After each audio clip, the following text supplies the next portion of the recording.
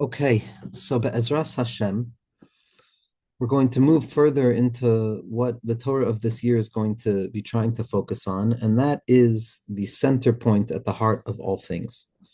Every encounter that a person has in this world with themselves, with other people, with external reality, and with HaKadosh Baruch Hu can be split into two modes of experience. One is referred to as the Nakuda, and one is referred to as the Kav, the point and the extended line. Now, the Baal Shem Tov HaKadosh, brought by the Degel, says that the entirety of the Torah is built upon these two principles of the point and the ray that extends from the point, the Nakuda and the Kav. The Nakuda represents something in and of itself, without dimension, without expression, without extension. The point contains all possibility, and it doesn't need to be expressed in order for it to be real. The point holds everything within itself. It's not something that's subject to definition. It's not something that's subject to measure or even witnessing. It abides within itself and it contains everything that it possibly needs with no need to extend itself outwards. The kav, the ray, the extension, is when that point begins to express itself from within itself and potential emerges into actualization. And that is where definition, differentiation, measure, and expression take shape. Now, these two modes of experience can be understood in terms of how Hashem reveals himself in the world. But for our purposes, we're going to focus on how it expresses itself within ourselves. Each person has two frames of experience in this world. There is the way that we are in the innermost core of ourselves, and there is the way that we are as we express ourselves and we extend ourselves externally into the world, specifically in the eyes of other people. This two-staged expression of the point and the ray can also be described in the language of etzem and hispashtus, the essence and the extension or the expressions of that essence. Essence or a nakuda is not something that is different than itself. It is what it is. It has no externalization to be defined by. It is its entire self. It's like the dot on a page that holds everything together. And in this potency, in this pure potency, instead of seeing it as a lack of actualization, we, through the mechanisms of Amuna and the Nekudas HaTzadik and the Tzadik be'emunah so yichya, and the fact that the entire Torah can be reduced to a singular point and a kernel and a germ cell that is irreducible, that holds all possibilities within it, instead of seeing this point as something that is deficient or stuck within the privation, we see it as whole. We see it as bustling with a potency and an energy that is impossible to fathom. And the only way that it can be expressed is by non-expression. Any language, any definition of the Nakuda HaPnimis is missing the point. The point itself abides in its stillness without any need for definition. It is. It is the Nakuda HaPnimi, the self as we understand it.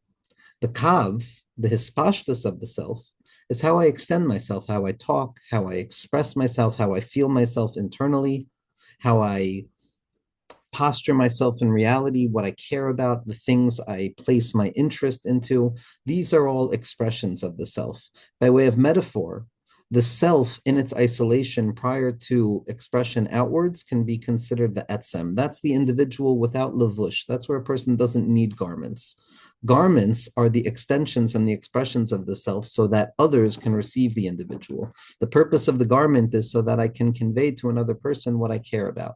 If I'm wearing a shirt that has a certain message on it, or it implies a certain style or fashion, that's a message that is being conveyed to something outside of me. So that something outside of me can now judge based on appearances what I must be. And they can make their intuitions and they can make their educated guesses, just as we all try and do with the evidence that is revealed to us through expression. But nevertheless, all estimation, all investigation, all possibility of what the essence might be is only a guess, because the essence, the essential nakuda, is what it is without complication, without extension.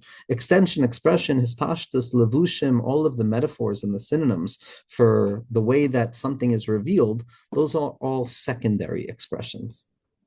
And so when it comes to self, there's who I am internally, and for us, we have to, when we're dealing with psychology, which is derivative, we don't know the fount of the soul. We don't have access to the innermost point of the innermost point, which is the chelek Elokai mimal. And therefore, even when we come into consciousness of trying to cultivate our subjectivity, we do have to develop a certain relationship to an innermost point of ourselves, even though we know that if I dig deeper, I'll come to realize that that's also not the innermost point, because there's an innermost point that precedes that. But nevertheless, for the sake of psychological development and living with an ease of mind through Amuna in this sugya, so we have to assume that we can position a nakuda at the base of the self prior to expression.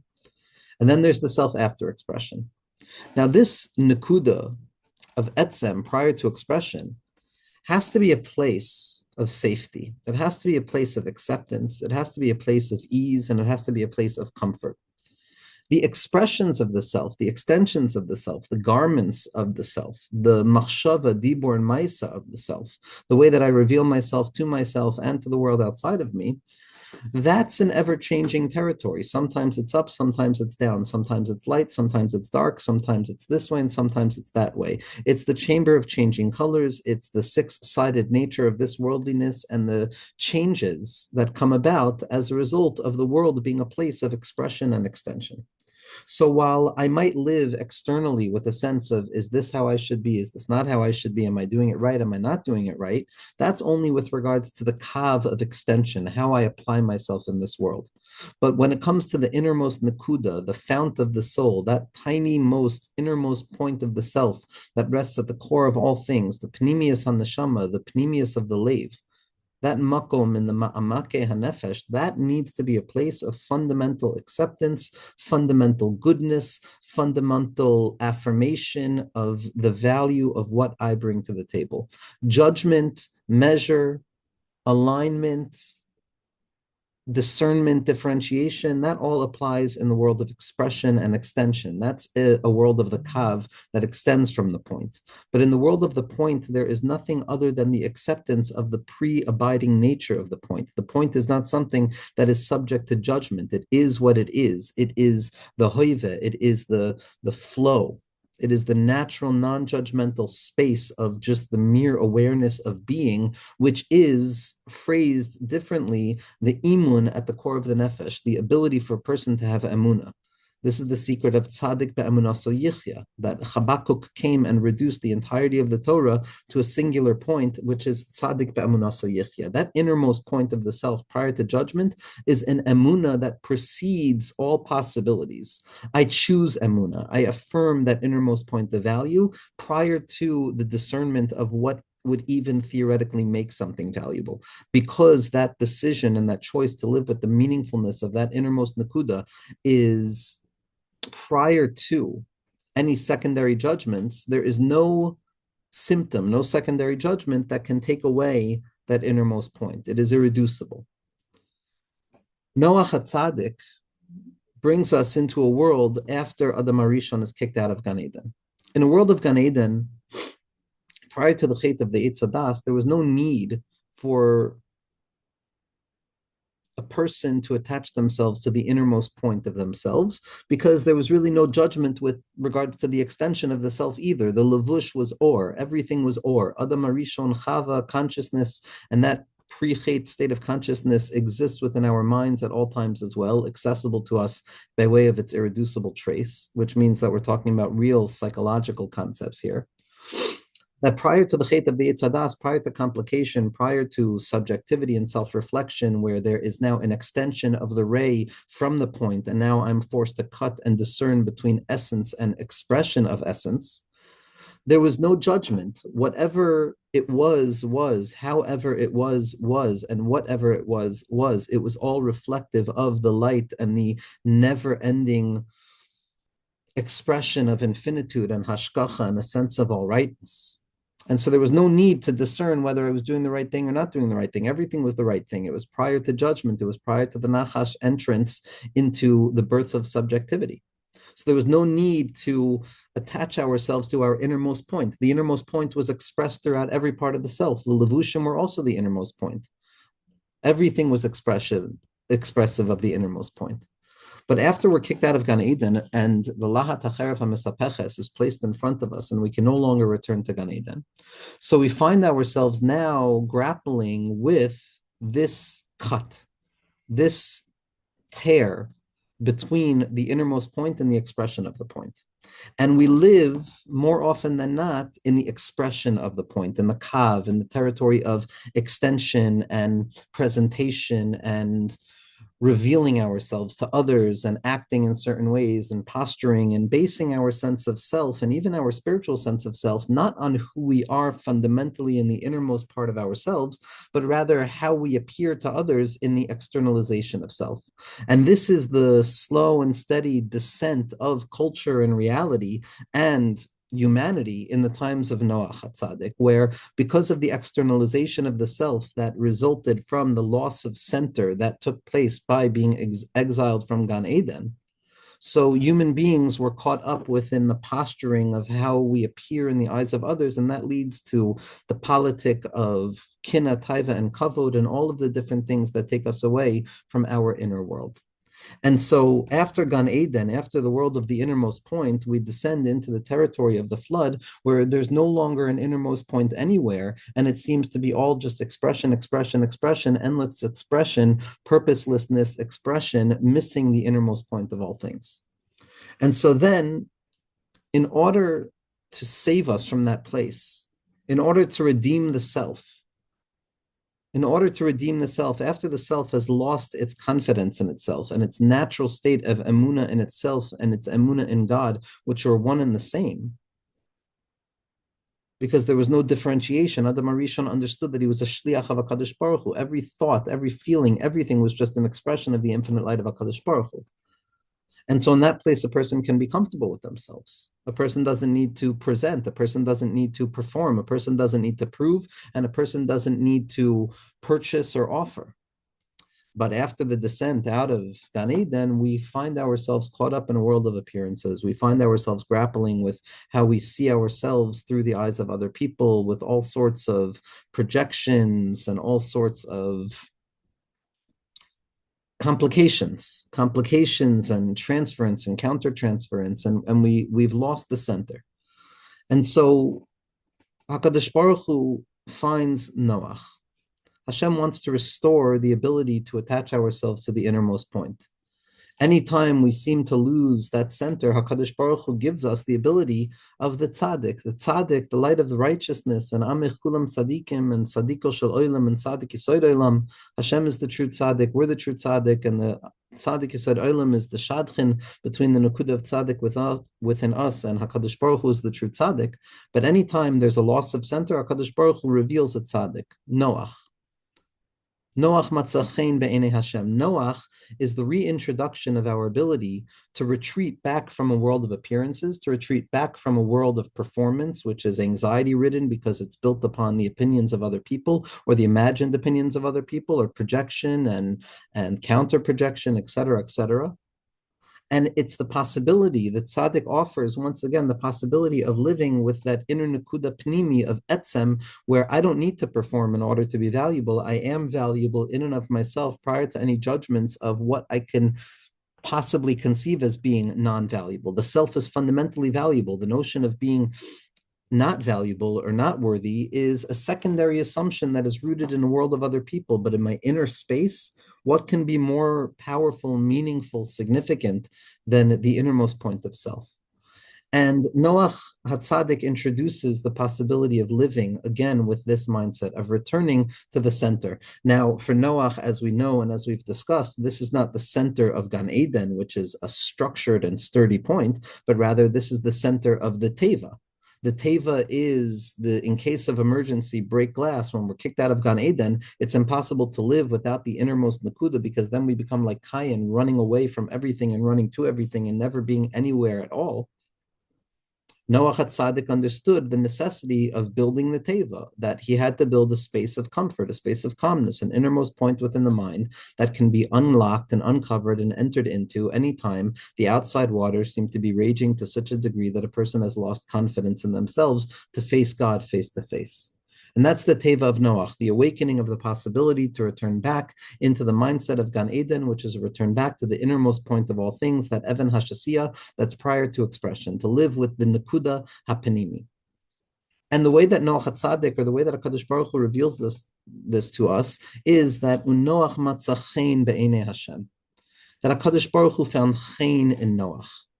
There was a certain love, a certain acceptance, a certain worthiness, a certain care, a certain eye-to-eye relationship that HaKadosh Baruch Hu saw within Noach HaTzadik, and it's the Nakuda of chen, this grace, this calmness, this kindness, and this openness to receiving the light of HaKadosh Baruch Hu wherever I am and however I am, is that Nakuda of chen that HaKadosh Baruch Hu found in Noach. The Chiddushei Arim says in numerous places and in numerous ways that what Noach HaTzadik revealed is that each and every person, each and every individual, each and every conscious subject in the entire history of existence offers a particular point of chen and grace and love and unconditional positive expression that is different than somebody else. No two people are alike in what Hashem wants from them. No two people are alike in what HaKadosh Baruch Hu is looking for from them. In the world of hispashtus, in the world of extension, Torah and mitzvos, and all of the things that we do, we all do the same things, or we all try and do the same things, albeit in different ways. That's the world of things and actual practices. But in the innermost part of self, prior to practice, prior to expression, each and every person has their own most nakuda of chen that they offer to HaKadosh Baruch Hu. Now, how we uncover what this Nakuda of chen is within ourselves, there used to be Nevi'im, the Gra says. There used to be a way to go to the Tzaddik and to say, what is my Nakuda? What is the Nakuda Tova that I can live with? What is the mindset, the frequency that I can tap into, where I can finally drop out of the rat race of wondering whether I am good in HaKadosh Baruch Hu's eyes or not, and I can finally accept that Tova ani be'enav, that I am good, I am beautiful, I am worthy, I am loved, I am accepted, I am safe, I am important, I am valuable. I offer something to the table. I am meaningful. The Nakuda of chen is what allows us to drop out of the rat race and attach ourselves to that innermost point of stability. But the tzaddikim and the nevi'im, the tzaddikim are here, but the nevi'im are not. And therefore, we no longer have the option necessarily of going to the navi and saying, what is my Nakuda Panimi? Now, many tzaddikim have different ways of explaining how a person can come to understand what their innermost point is. Rav Tzadok HaKohen Melablin says it's the place that a person struggles most. Whatever area we struggle with, wherever I find myself deviating away from self-love and self-acceptance, and where I find myself distant from God, it's specifically there that I have to overcome, and I have to jump out of it and realize that Hashem, I'm with you here also, and in that place HaKadosh Baruch Hu is going to accept us and the Nakuda of chen within us, that Nakuda of Mesiras Nefesh that we're able to offer in whatever particular difficulty or struggle that we go through, the Nakuda of Yosef HaTzadik, our ability to overcome and to create the light of connectivity through that act of overcoming that is unique to our own circumstances. In Breslov and Rabbi Nachman, the Nakuda of chen is merely the way that we function in this world. Chen is the unity of ches and nun. Ches means chachma, my wisdom, my contemplation, my analysis, and the wisdom that I feel that I have to share to the world. And each and every person shares wisdom with the world. Each and every person is imparting their message onto the world, illuminating the world with their soul and their expression of chachma. But chachma alone is not enough. Wisdom alone is not enough.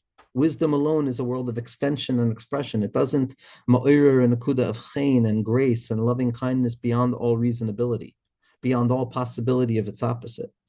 And therefore the ches of chachma has to be transitioned through the nun of malchus, which means my own personal idiom, the idiom of my emotional wavelength of feelings and speech, and the way that I share myself in the world and I share myself in tefillah with HaKadosh Baruch Hu and I experience myself in Torah, that is going to be the nakuda of chen.